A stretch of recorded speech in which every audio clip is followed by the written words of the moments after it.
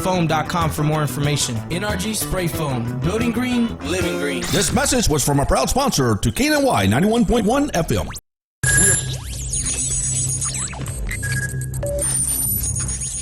We are broadcasting live from the Woodlands, Texas to the world.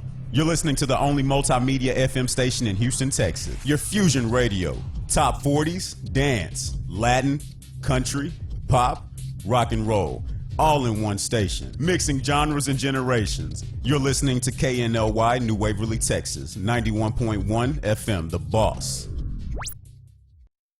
The program presented are submitted by members of our community and are a proud sponsor of KNLY 91.1 FM. The views expressed do not necessarily reflect those of KNLY 91.1 FM and its affiliates.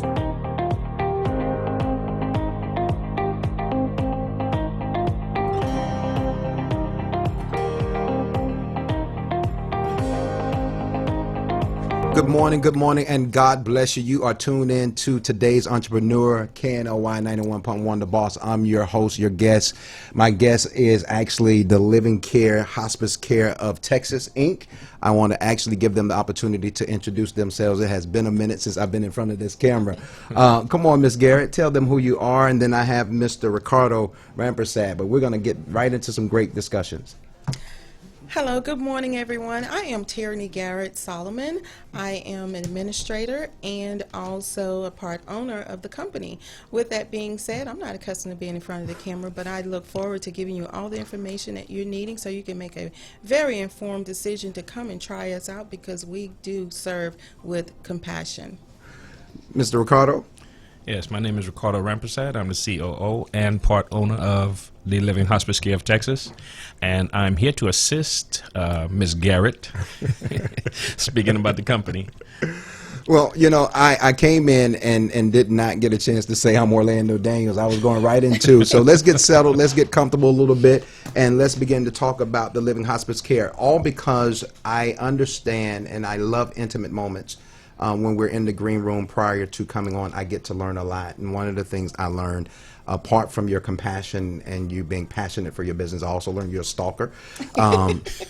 She's a stalker, y'all. She did her homework by actually researching, you know, KNLY 91.1 The Boss. She researched me, and she did her due diligence just because she wanted to understand not only the platform, but also, you know, when you're a business owner, you want to know who's going to be helping brand and market your business. So I applaud you in reference to doing your homework. So I found out that she actually used to be a cop. So talk to me about, how do you transition from being a police officer to getting over into hospice? Well, I always tell everyone that I have a very colorful background. With that being said, I started out as a U.S. Army veteran. I performed 6 years there, had a wonderful time, transitioned from there and was a Houston police officer for 10 years. I was up in Southeast Substation on Macawa. In addition to that, I was one of the 3 individuals that assisted with implementing what you all consider your PIN map system. So we comprised all the information, and I taught all the analysts, and I spent 10 years there and wrote grants for the last 2 years. So how I wound up in hospice is the fact that the police department was hiring freeze, and I just wanted to do a little bit something more. I've always been in service. I've always serviced people. So with that being said, at the time I had my real estate license, and I say, you know, I'm half-vested, let's go. I want to become a registered nurse. My mom's a registered nurse, my auntie, cousin, and sister.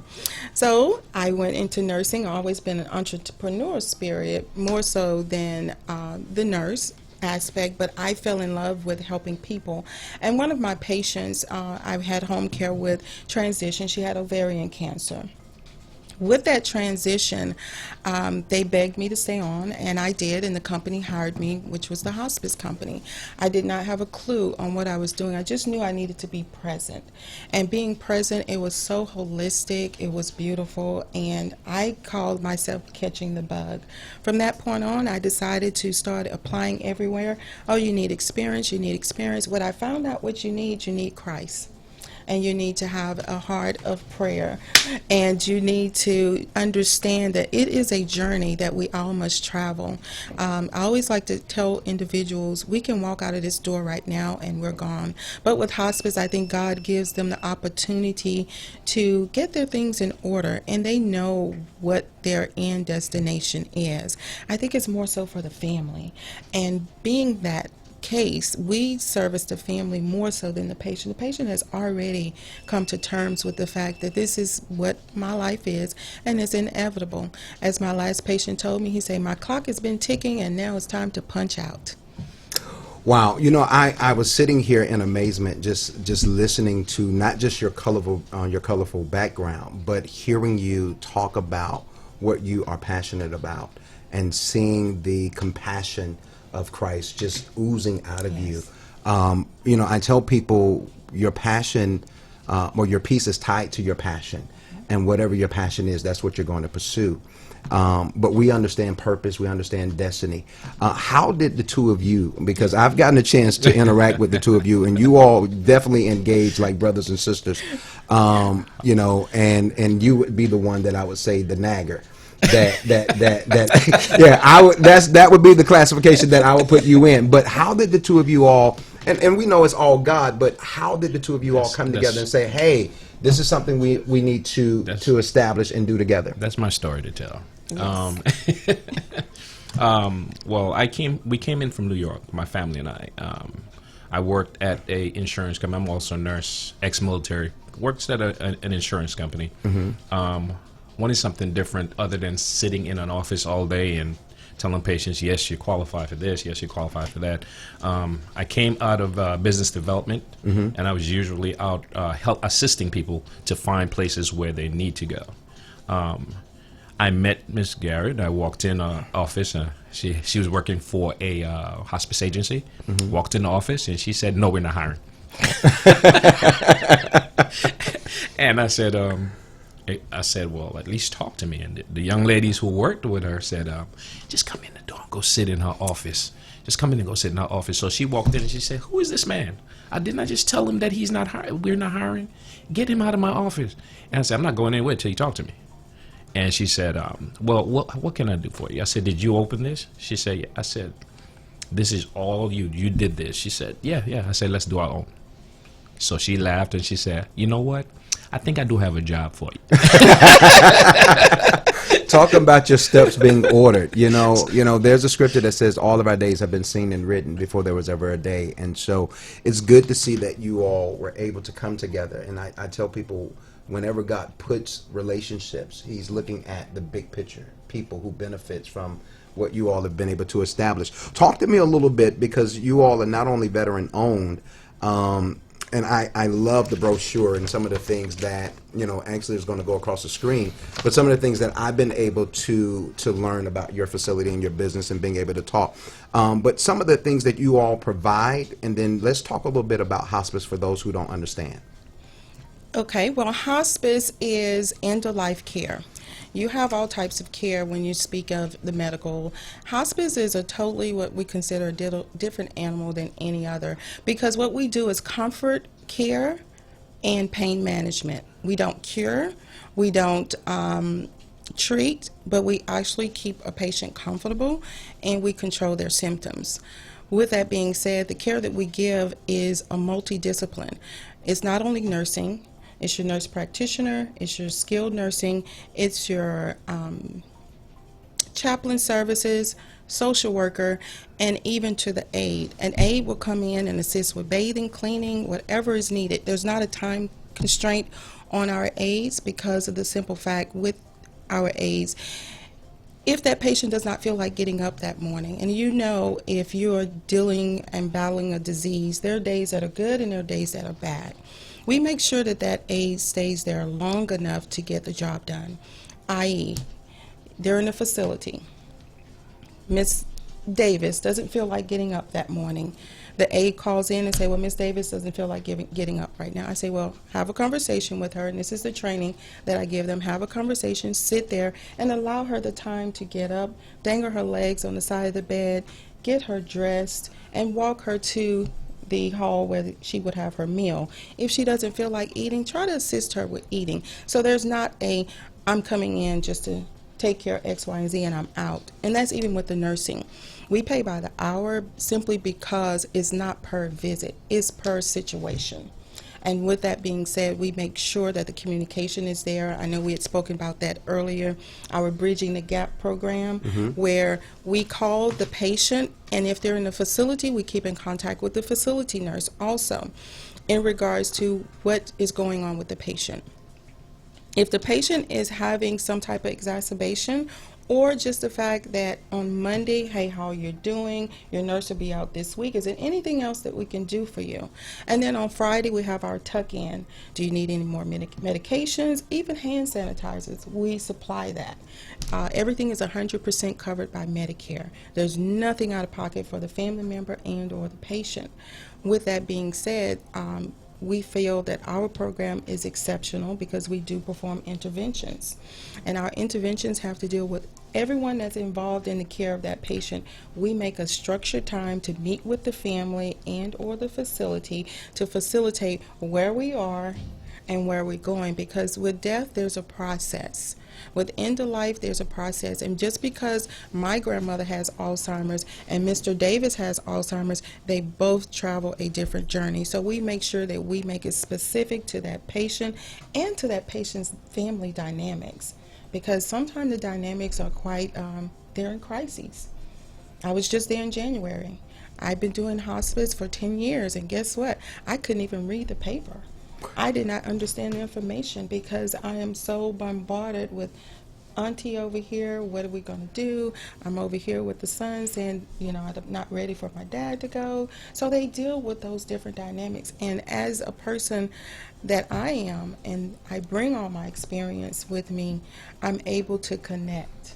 And that's the biggest thing, the connection. You know, for me, when I interact with business owners and entrepreneurs, you know, all across the board, one of the things I love is to hear the story.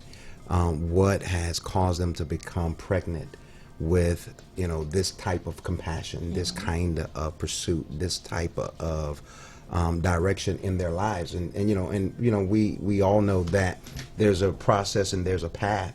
But it just shows with you that literally what you do goes beyond filling up the calendar, goes beyond filling up slots. And we talked about this earlier, that people are more than a number, and they're more than a price tag. And so it really shows that the Living Care is definitely a facility that's set apart based on what you all do. You go the great lengths to just make sure that not just the patient, but the whole family is comforted and actually receive what is needed at the end of the life of an individual. Here's something that I would, I'm just curious to know. Have you all ever had someone that has been brought to hospice and God changed the report? Absolutely. Yes. I can speak on that. It was actually one of my family members. I call him the alphabet cousin. And what that means is he has CHF, AFib, DM2, any disease you can name he had. And when you look at his medications, I mean, he had 2 long lists of medications. And by us coming in and our interventions and was able to reconcile his medications, that was the first step. Secondly, to get him therapy, because we do therapy. Now, mind you, the difference between our therapy and hospice and, say, home health is that we do not rehab. What we do, we get the patient to their optimal performance. For instance, they were able to feed themselves prior to leaving the hospital. Now they can't. So we may get them occupational therapy out there. But with us being in the home, long story short, he was able to come off of hospice, and he's currently still on home health just by our interventions. Now, when we talk about home health or someone transitioning from hospice to home health, are you all still, intricately a part of that process? We are a great deal part of that process, because what happens is with hospice, we supply all of their what we call dual medical equipment, which is their DME. We supply all the medications that deal with their modality and any exacerbations afterwards, and we supply wipes, pull-ups, diapers, Pampers, whatever is needed. With home health, that's not the case. So we try to make sure that the transition is smooth, and then they're not losing any of their qualified items that they're needing. For instance, if they're in a hospital bed, we try to make sure that we can get that transitioned over to the home health. And of course, we keep in touch with the families.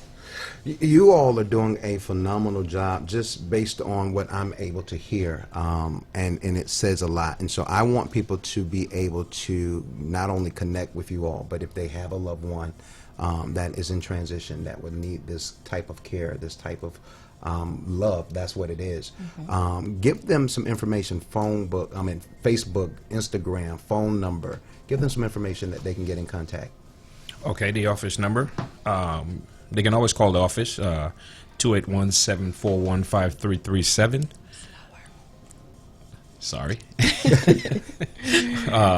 The email address is info@tlhcoftx.com. That's just the initials for the Living Hospice Care of Texas.com. And the Facebook page. If you put in the same email address, you will get the Facebook page and LinkedIn. Okay. And LinkedIn, yes. All right, so let me help out Mr. Ricardo. The Living Hospice Care of Texas, Inc. Actually, the phone number here that I have is 281-741-5337. Yes, sir. And then also LinkedIn, Facebook, the Living Hospice Care of Texas, Inc. So you all want to connect, and if you cannot find the information, make sure that you're still following Orlando Daniels, KNLY 91.1 The Boss. It'll be on all of our platforms, and we want to connect you with this type of business that you and your loved ones may be cared for. You all be blessed. Enjoy the remaining part of your week. Make it a great day. Thank you for having us. Thank you all. Thank you.